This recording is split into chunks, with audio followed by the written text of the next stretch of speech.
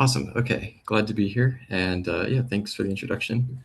Uh, yeah, I'll just start with a brief introduction about myself. I'm a roboticist and probabilistic programmer.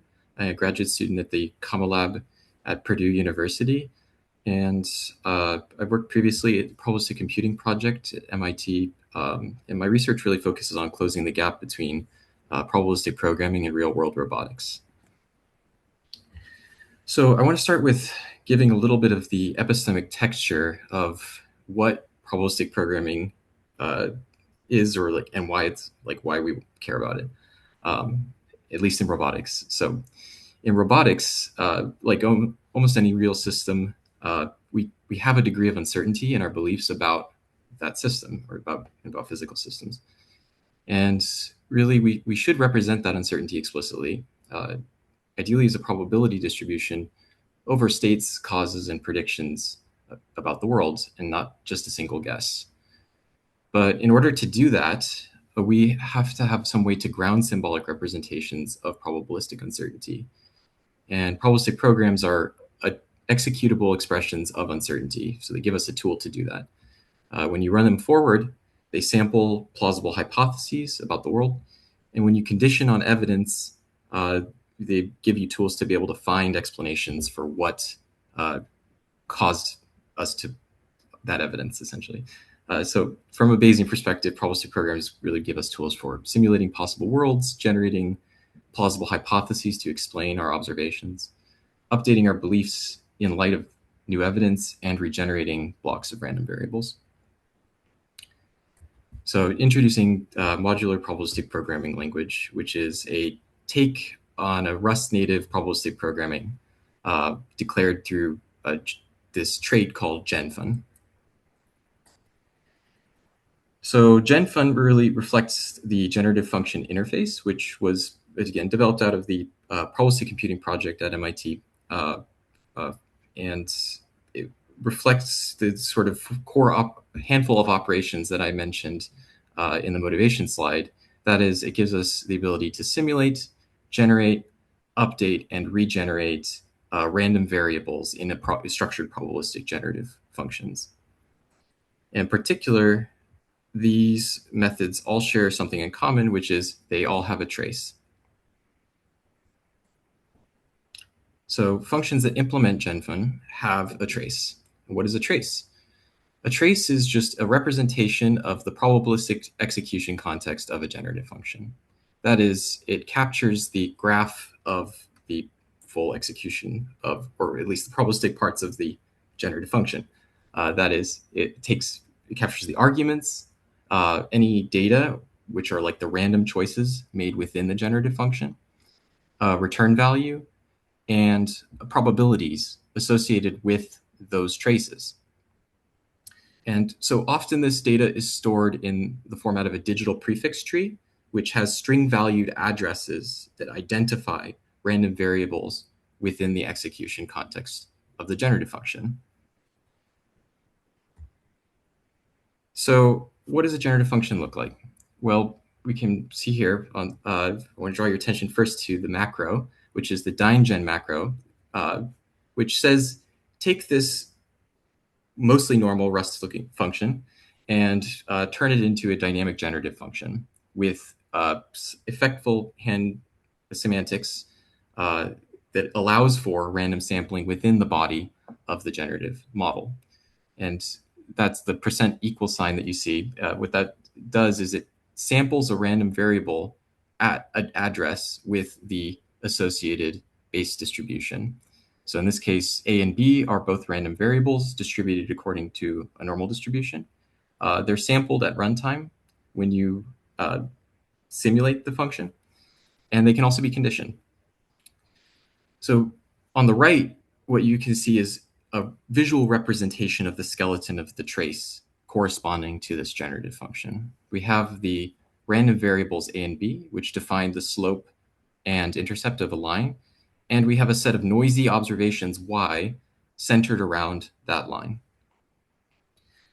And so when we can also condition generative functions in addition to simulating. That is, we can pass in a set of observations, here I've highlighted in green, and that will constrain the choices at those sites, like 0, 1, or y0, y1, yn, to a specific value, and will score latent hypotheses with respect to how well they explain that observation. Okay, so let's take a look at concretely what inference kind of looks like in this generative function. So this is an important sampling scheme, also supported in ModPPL. It takes a bunch of samples from a generative function, in this case about 1,000 samples, and it scores them against how well they explain these green dots. And as you can see, it captures some uncertainty in the slope and intercept of the line. Now, it wouldn't be super interesting if we could only do linear regression. So here's an example of a more complicated generative function, sort of extending off of that previous model, which calls another generative function recursively within its body. And we can support this because it's all dynamically typed. So we call another generative function by using the /= sign, which I've omitted the actual submodel here, but it's an observer model with the compute graph that you can see on the right, representing kind of an outlier extension to the linear model, where some of the points may be observed with a value that's really far from the linear trend. So if we use the same important sampling inference as before, we can see that this converges all right. It seems to capture some of the uncertainty in the posterior, but the variance is quite high and inference is underfit. So ModPPL supports programmable MCMC, which can improve convergence. So what does a programmable MCMC kernel look like? Well, at its core, it's really a scheduled pass over the trace that regenerates or samples new variables for choices within that trace. So here we have a schedule set out for MCMC where we first regenerate the A and B choices. Then we regenerate this outlier indicators.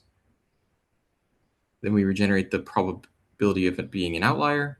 And finally, we regenerate the temperature. And we do that in a loop over and over again. So this is a custom MCMC schedule, basically, right? We iterate in a structured way over the sets of variables within the tree and do block resampling of those variables using regenerative Metropolis Hastings. And when we run that, we can see variance is much more stable. It doesn't, and it converges to a more nicely behaved kind of posterior estimate of the linear trend with outliers. Okay. And yeah, this motif we can extend to like higher dimensional state spaces using just basic sort of rejuvenative Metropolis Hastings and with some basic proposals. Here you see some of the examples from the tutorial that I gave yesterday of a custom programmable MCMC inference for 3D perception. And I've included the examples so you could see the images, the noisy images are our observations, and the unnoised or denoised images are the latent hypotheses inferred by the generative function that try to explain the pixels in the noisy image. Okay. So data isn't always static. Sometimes it's evolving or filtering in one data point at a time, and we want to be able to model that data that is like really the essence of what a stream is. And so ModPPL supports sequential Monte Carlo, and SMC is a nonlinear extension to Kalman filtering, which is a smoothing and state estimation technique from probabilistic inference. And it does this by maintaining a population of traces or particles and iterates using a transition kernel. So it models some of the dynamics of the system. So what does that look like? Here we have a generative function that is using a special purpose combinator called dyneunfold that is compatible with SMC inference. We can see it generates a sequence of states that are unfolding over time.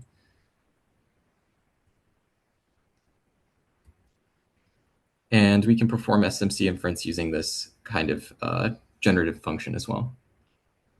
To give maybe a slightly more concrete example than this very abstract picture, slightly more concrete. We have another example here of a drone being localized using SMC, where the left you see is like the observation that the drone receives, these like noisy kind of depth readings from the environment, and then using only that and its prior model of like where it thinks it might be, it infers this like tree, which is a posterior distribution over the states that it could have possibly been in,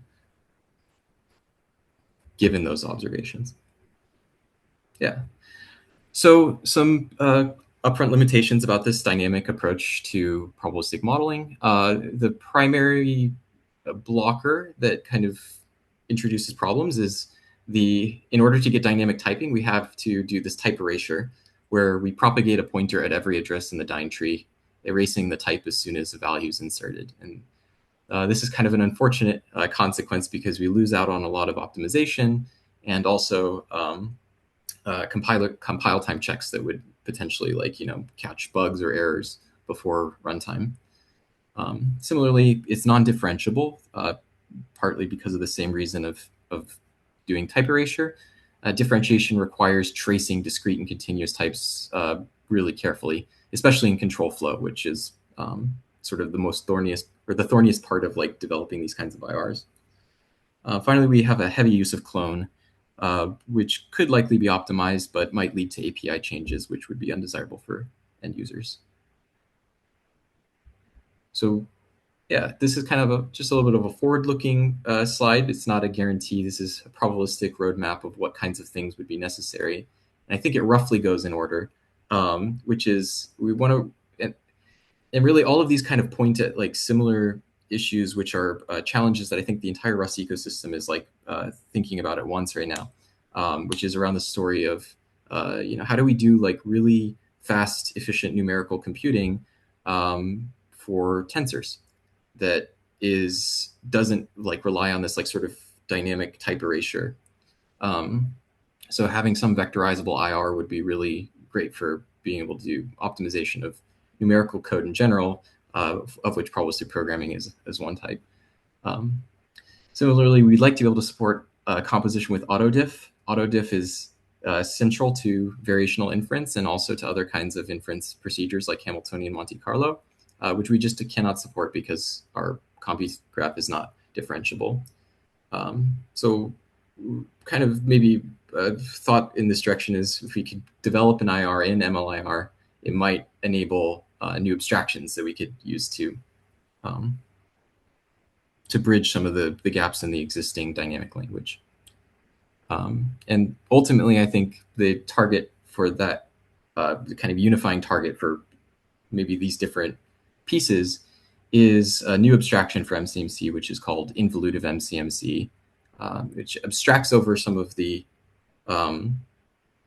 proposal machinery and composes natively with autodiff. So I think this is kind of maybe where probabilistic programming should or needs to evolve in the next couple of years. But yeah.